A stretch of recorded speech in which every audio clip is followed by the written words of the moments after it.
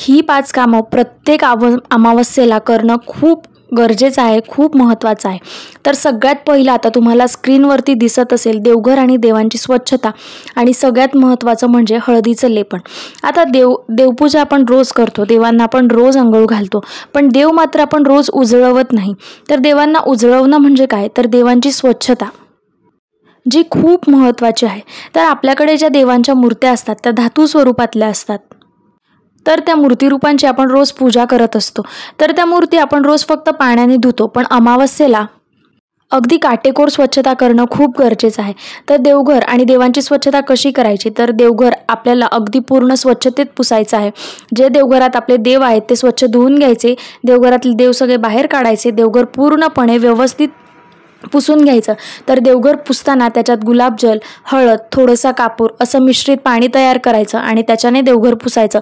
याच्याने जी काही वाईट दृष्ट आपल्या देवघरावर लागलेली असते, वाईट बाधा असते, ती सगळी निघून जाते. त्यानंतर देव आपण जेव्हा धुतो, आपल्या ज्या धातूच्या मूर्त्या असतात, अर्थात आपण जे फोटो फ्रेम असतं ते फक्त पुसून घेतो, पण धातूच्या मूर्त्यांना आपल्याला हळदीचं लेपन करायचं असतं.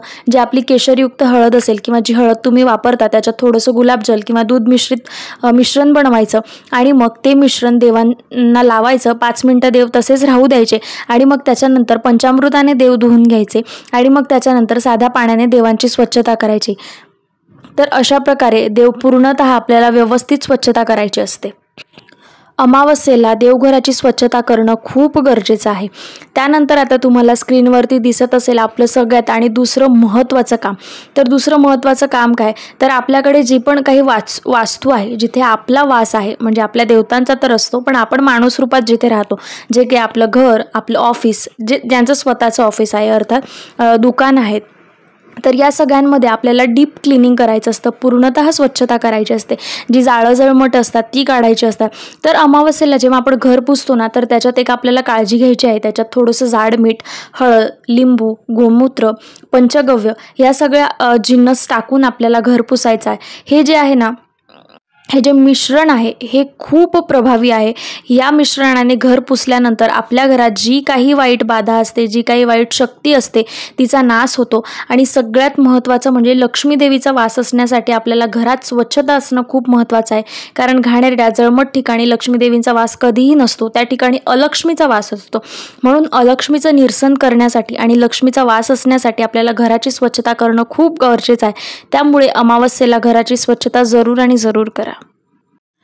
आता तिसरी गोष्ट, आपलं घर स्वच्छ झालं, आपलं देवघर स्वच्छ झालं, पण सगळ्यात महत्त्वाची गोष्ट म्हणजे आपल्या घराची चौकट. ती जर मजबूत असली, ती जर खंबीर असली, तर आपल्या घरावर कुठल्याही प्रकारची वाईट दृष्टी पडत नाही. आपल्या कुटुंबियाचं कुणीही काही वाईट करू शकत नाही. म्हणून आपल्या घराची जी चौकट असते, जो आपल्या घराचा उंबरठा असतो, त्याची स्वच्छता खूप महत्त्वाची. तर प्रत्येकाला माहिती आहे, आता प्रत्येकजण व्हिडिओ बघतं, तर अमावस्येला हळदीचं लेपन करणं खूप खूप गरजेचं आहे. आणि पितृपक्षानंतर तर हे जरूर करावं. कारण देवलोकातनं आपले जे पूर्वज असतात ते आपल्या देवदारी असतात, ते आपल्या उंबरठ्यावर वास्तव्य करत असतात. 15 दिवस आपण त्यांचा मानसन्मान करत असतो, तर ही त्यांच्या परतीची वेळ असते. तर ते गेल्यानंतर सर्व पितरी अमावस्येला आणि महिन्याच्या येणाऱ्या प्रत्येक अमावस्येला आपल्याला उंबरठ्यावर हळदीचं लेपन करायचं असतं. तर आधी उंबरठा स्वच्छ पुसून घ्यायचा. आपल्या घरात जी कुठली हळद असेल तिच्यात थोडंसं गोमूत्र मिक्स करायचं, थोडंसं पाणी, गुलाबजल असेल तर ते सुद्धा चालेल आणि मग ते सगळं एक मिश्रण बनवून उंबरठ्यावर तुम्हाला हळदीचं लेपन करायचं आहे. आणि उंबरठ्यावर हळदीचं लेपन केल्यानंतर तुम्ही उंबरठ्यावर एक कापुराची वडी नक्की जाळावी. याच्याने जी काही वाईट शक्ती, वाईट नजर आपल्या घरावरती असते ती दूर होते आणि आपल्या घरातल्या ज्या भांडण कटकटी असतात ना, त्या कमी व्हायला खूप मदत होते. त्याच्यामुळे ही गोष्ट सुद्धा आवर्जून करा.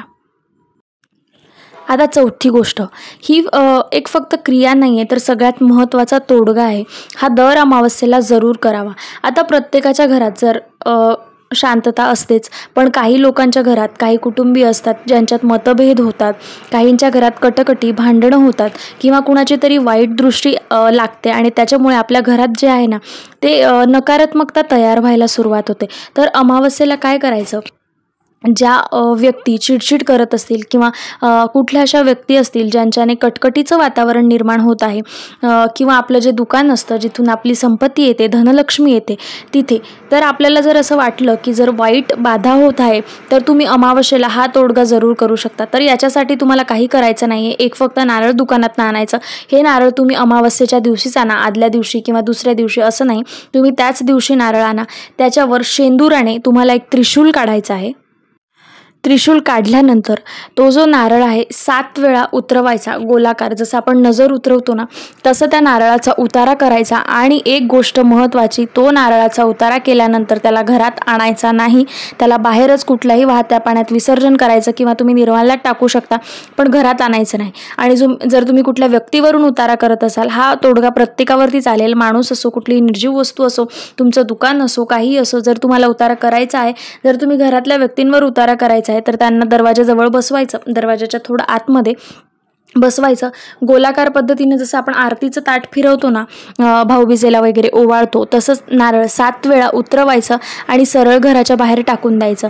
तसंच तुम्ही दुकानांवर सुद्धा करू शकता. आणि घरावर जेव्हा आपण उतारा करतो तर कसं करायचं, किंवा दुकानावर, तर दुकानाचं जे आपलं शटर असतं, म्हणजे दुकानाचा जो मुख्य भाग असतो, प्रमुख भाग, किंवा घराची जी आपली चौकट असते, म्हणजे जो आपला दरवाजाचा भाग असतो, तर त्याच्यावरून आपल्याला हा 7 वेळा उतारा करायचा आहे. अगदी सोपा उपाय आहे, पण हा उपाय जर तुम्ही केला तर 100% फरक पडणार म्हणजे पडणार. तुम्ही हा उपाय करून बघा. तुम्ही मला कमेंटमध्ये नक्की सांगाल की ताई, आमच्या घरात जी वाईट बाधा होती, ज्या कटकटी होत्या, त्या कमी झालेल्या आहेत, नाहीशा झालेल्या आहेत. इतका प्रभावशाली हा तोडगा आहे. आणि हा तोडगा फक्त अमावस्येलाच करता येतो. तर ज्यांना कुणाला वाटतंय, ज्यांना करावासा वाटतोय, त्यांनी हा तोडगा उद्या जरूर करावा.